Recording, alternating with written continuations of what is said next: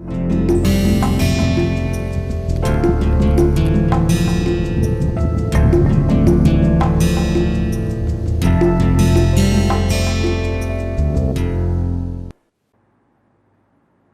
friends, welcome to the course Foundations of R Software. Now you can recall that in the last couple of lectures we started a discussion on the matrix operations and we considered different types of matrix operations, and now in this lecture we will continue with some more matrix operations.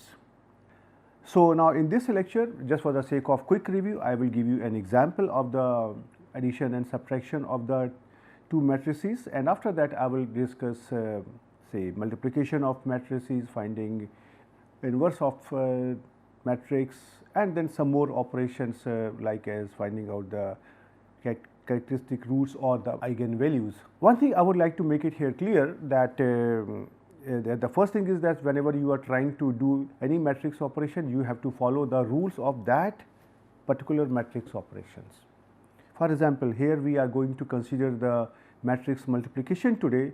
So, you have to follow the rules of the matrix multiplication. Similarly, when we are trying to finding the inverse of a matrix, then you need to follow the rules of finding of the unique inverse of a matrix. For example, the matrix has to be positive, definite, etc.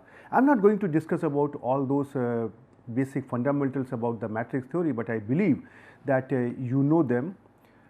And also I have taken the examples here which consist of only two matrices, but these operation can be extended to any number of matrices provided you fulfill the rules of the matrix operation. So now we begin our course and we try to consider first the addition and subtraction of two matrices, just for the sake of quick review. Okay. So now let me try to take here one more example, that is the same example that I took couple of time earlier, that I am trying to create here a matrix of order 4 by 2 in which the data values are 1 to 8 and the data is arranged by row. So you can see here this is your here matrix in which the data is arranged like 1, 2, 3, 4, 5, 6, 7, 8 like this. Now, in case if you try to multiply this matrix by a scalar, then you know that each of the element of this matrix gets multiplied. For example, you can see here if I try to multiply by here 4, then every element is going to be multiplied by here 4, and then I have here one more matrix here like this 4 into x. Now, I try to add and subtract x and 4x. So, you can see here this x matrix has got a order 4 by 2, and then 4 into x matrix, this also has got the same order 4 by 2. So, there is no problem in doing the addition and subtraction operations.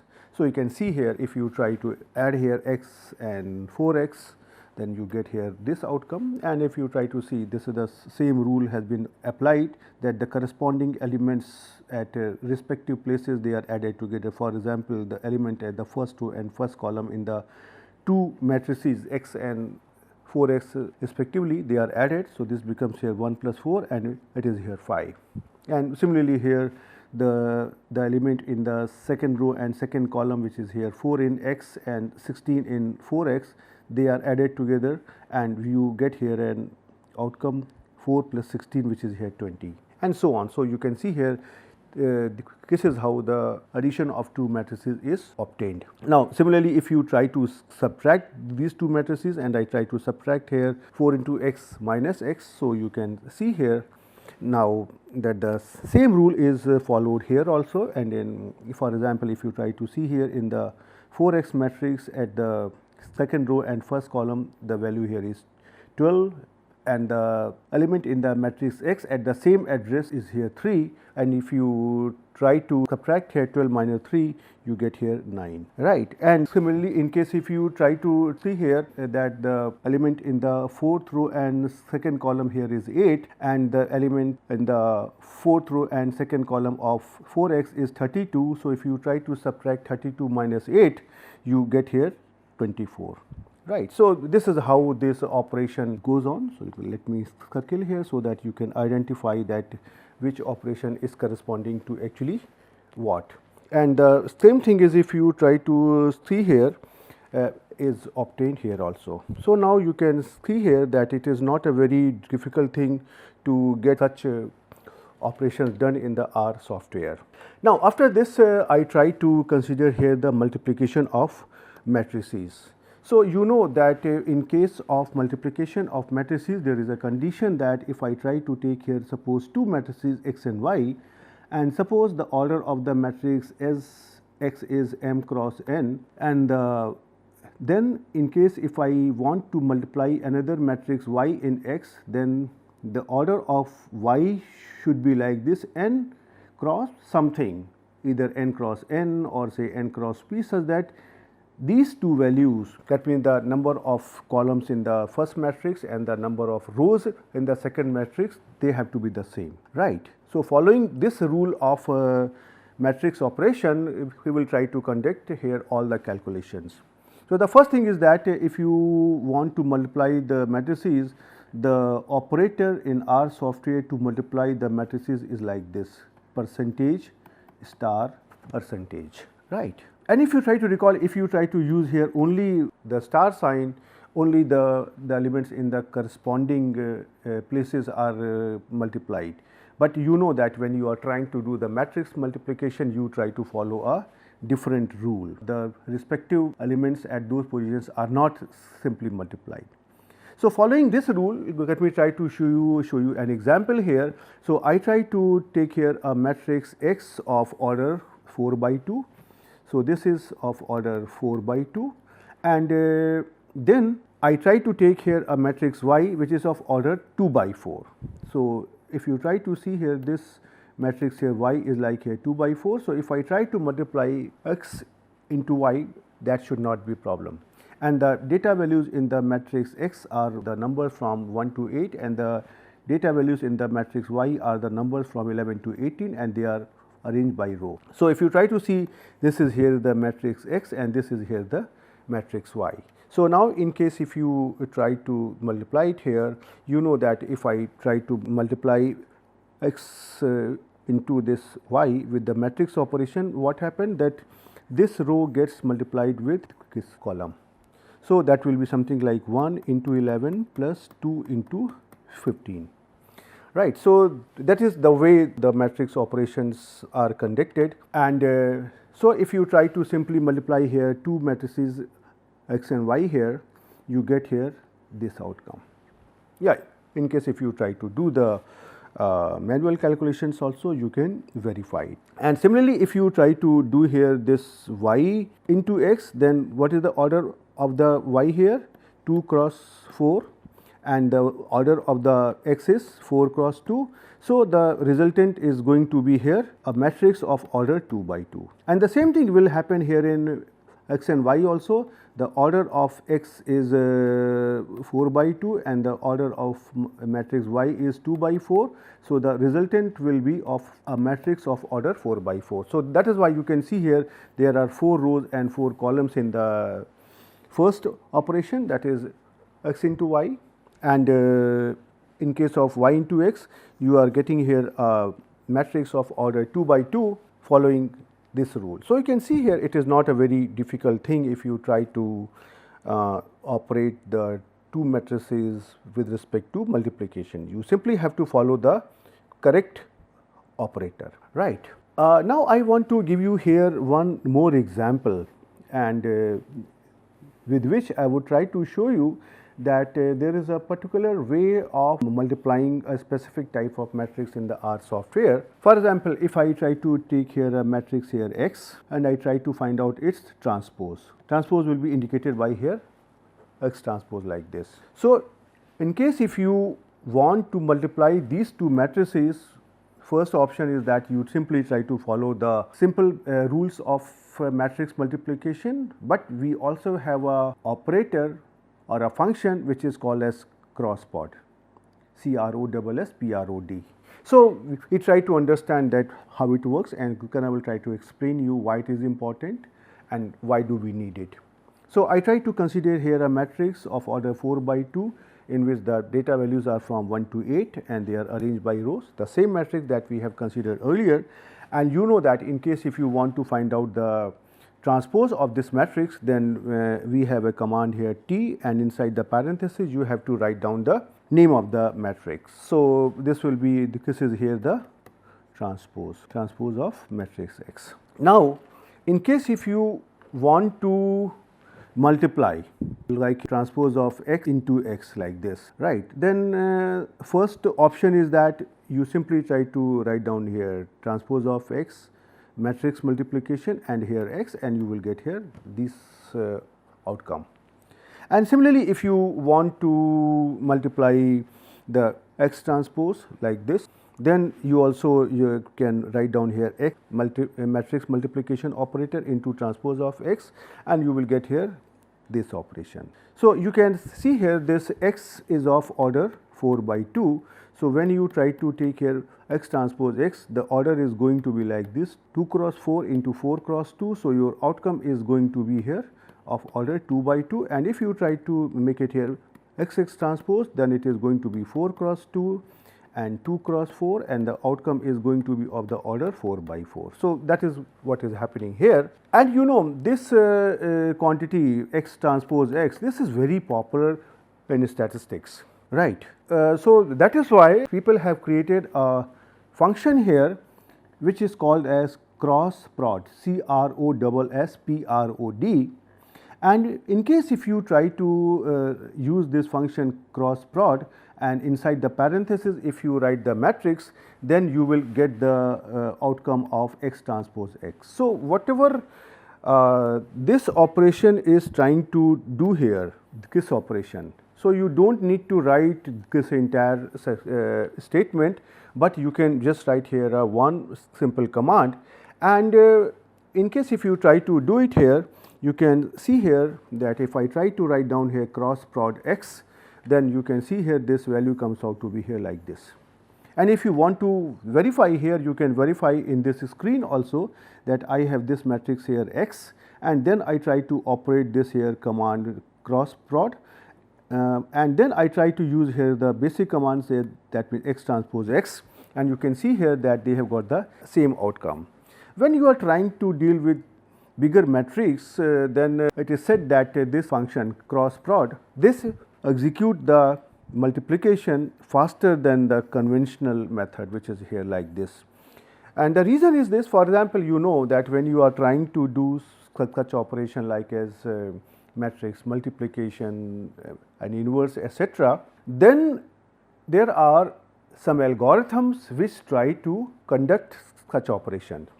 So, whenever you are trying to use an algorithm, then there is always a concept of which algorithm can produce the result faster. So, that is believed here that if you try to use the function crossprod, then it will execute the multiplication faster than the conventional method, and that is why it is here.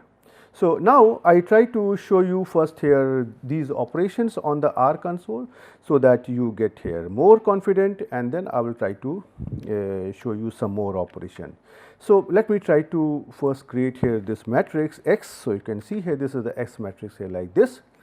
Now, in case if you try to multiply this matrix by here X, so we have here this matrix, and now in case if you try to write down here X plus 4 into X, you can see here the outcome here is like this, right. And similarly, in case if you try to do here this operation here 4 into X minus X, so you can see here this is here the operation. So, you can see here it is not a very difficult thing to do. So, now let me try to consider here these two matrices X and Y, and then I try to show you here that how you can do the matrix multiplications. So, let me clear this screen, and I try to create here these two matrices here X and Y. So, you can see here X is like this and Y here is like this, and if I try to write down here X, then percentage star percentage Y, and you can see here the outcome is obtained here like this. And in case if I try to use the multiplication Y into X, that Y percentage star percentage X, and then it gives you this operation. right. So, you can see here it is not a very difficult thing, and similarly if you try to take here x to be here like this and trace of x to be here, the transpose of this matrix x comes out to be here like this, and if you try to multiply transpose of x, that is like this T x and the percentage star percentage x, this comes out to be here like this. And in case if you try to use here the command crossprod, and inside the parenthesis you name the matrix, and then you can see here both these outcomes are coming out to be the same. Well, here I am trying to take a very small matrix, that is why you cannot observe the speed of the operation, but I am sure that when you are trying to deal with bigger matrices you will see the difference, right. So, after this I come to another operations which are related to the matrix. Suppose I want to concatenate the matrices. What is the meaning of concatenate? That means I want to join, right, I want to bind. So, now I have here two options, say for example I can join the matrices row wise or I can join them column wise. So, the R command to combining or concatenating the two matrices row wise is R bind, and inside the parenthesis you have to write the matrices in the same order in which you want to write. So, this is R bind all in lowercase, and similarly if you want to concatenate the matrices column wise, then the command is cbind all in lowercase, and then inside the parenthesis you try to write down the matrices in the same order in which you want to join them. So, we try to understand this operation through this example. So, let me try to create here two matrices x and y. So, x and y both are of order 3 by 2, and in the matrix x the data values are from 1 to 6, and in the matrix y the data values are from 11 to 16, which I have taken intentionally so that you can very easily identify that the elements are corresponding to which of the matrices.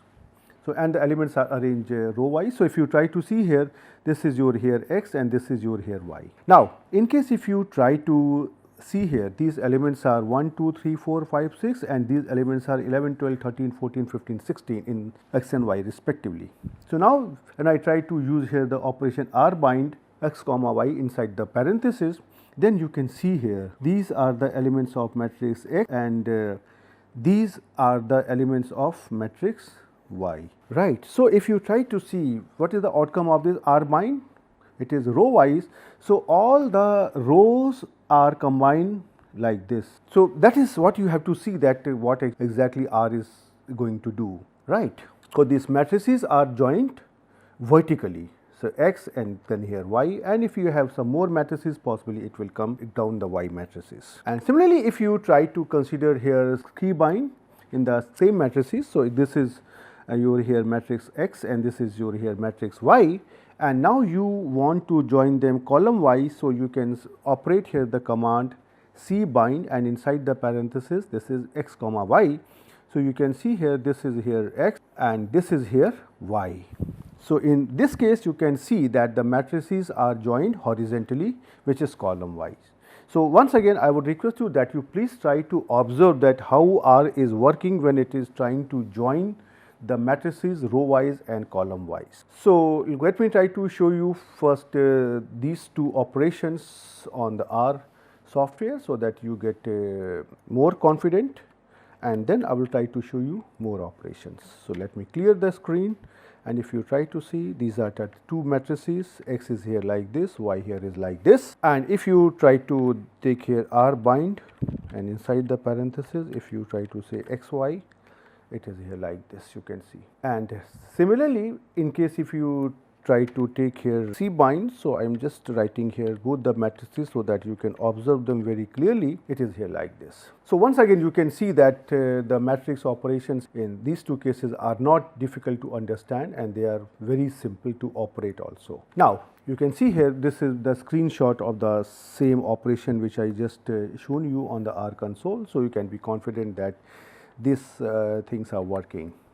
Okay, now I consider the next operation, which is finding out the inverse of the matrix. So, you know that whenever you are trying to find out the inverse of the matrix, say there is some matrix here, say here A, then you try to denote it by here A inverse. Actually, we are trying to find out here the unique inverse. I am writing here this word unique inverse because there is this, one more concept of inverse of the matrix, which is called as generalized inverse, but we are not going to consider this thing here. Okay. So, you know that whenever you are trying to find out the inverse of the matrix, there are certain conditions which have to be satisfied. For example, the matrix has to be positive definite matrix. So, the R command to find out the inverse of a matrix is solve, SOLVE, and inside the parenthesis you have to give the matrix. So, now let me give you a very simple example. For example, if you create here a matrix Y which is of order 2 by 2 and the values are 84, 100, 100, 120 which are arranged row wise. So, now this is your here matrix Y, and if you want to find out the inverse of this matrix Y, you have to simply write down here solve Y, and it will give you this outcome. And if you want to verify, if you try to multiply Y and this here solve of Y, the outcome of this, then it will come out to be an identity matrix. This is the rule of any matrix. The only thing what you have to be careful that these things are based on the algorithms.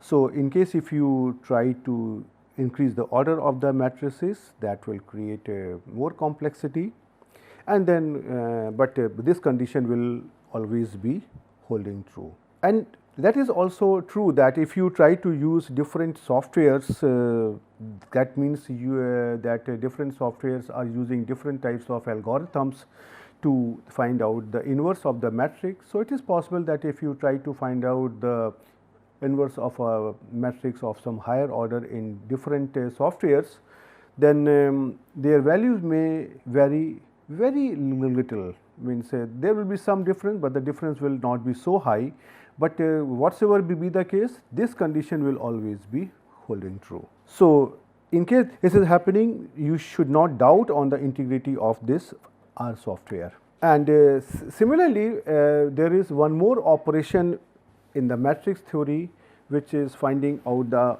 eigenvalues and eigenvectors of a matrix, or this is also called as characteristic roots and characteristic vectors of a matrix. So, these are very special things, but this finding out the eigenvalues or the characteristic values that is taught in the undergraduate classes. So, I thought that let me add it here, but after that I will surely stop with the matrix operation, because there is a long list of such matrix operation that you can do, and they can be done in the R software also.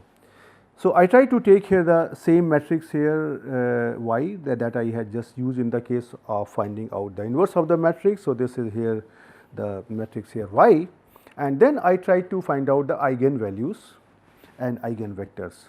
So, the R command to find out the eigenvalues and eigenvector here is EIGEN, all in lowercase alphabets, and inside the parenthesis you have to write down the matrix, and if you try to execute it like as here, these two values are the eigenvalues, and these two values here like this one and this one, these are the coefficient of the characteristic vector or the eigenvectors corresponding to these eigenvalues. Well, those who are familiar with the eigenvalues and eigenvectors, they will understand it very easily. And yeah, when you are trying to find out for some higher order values, right, similar type of differences may come if you try to find them from different softwares, right. So, let me try to show you these things in the R software. So, first let me try to show you the inverse operation. So, let me try to create this matrix, and then I try to find out the eigenvalues of this matrix and the inverse of this matrix. So, this is your here matrix Y. So, you can see here this is your here matrix Y. Now, if you want to find out the inverse of this matrix Y, this is here like this, right. And in case if you try to save this value in some variable, say here Z. So, then if you try to say here Y percentage star percentage Z, you can see here this the multiplication of y and sol y is an identity matrix, right. And the same thing will also happen if you try to say here z percentage star percentage y. So, this will also give you close to 0 and nearly 0. So, that is what I wanted to show you, because these inverses are found using some algorithms. Okay. So, now let me try to show you that for this matrix y, I try to find out here the eigen values and eigenvectors. So, the command here is eigen inside the parenthesis y, and if you try to see here, this will like this. These are the values and these are the eigenvectors. So, now let me come to an end to this lecture, and with this lecture I will stop with the matrix operations also. As I said, there is a long list of matrix operations, and if I try to do all of them, possibly the entire course will be spent on only matrix operations. But my objective in this matrix operation part was that I wanted to show you that R can handle the matrix operations also, and whatever matrix operation you learn in your classes, all of them can be done in the R software also. The only thing is this: you have to find what is the correct function or correct command for finding out or doing that operation. And once again, I will just advise you that whenever you are trying to do any matrix operation, try to first see that what are the conditions which are to be satisfied, and those conditions will come only from the theory, from those topics which you have studied in your class. And after this, different people, different students, different candidates might be requiring different types of matrix operation. So, for that I will say you try to look into the help and try to find out the appropriate operation of your requirement. And after this, I will request you that you try to take some examples, try to create some matrices, and try to play in the R software with different type of matrix operations, whatever we have learned so far, and this will make you more confident. And in case if you want to go for the statistics or data science, etc., believe me, without matrix theory, matrix operation, you cannot survive even. So, with this objective that you will now try to learn the remaining matrix operation yourself, I will see you in the next lecture with more operation. Till then, goodbye.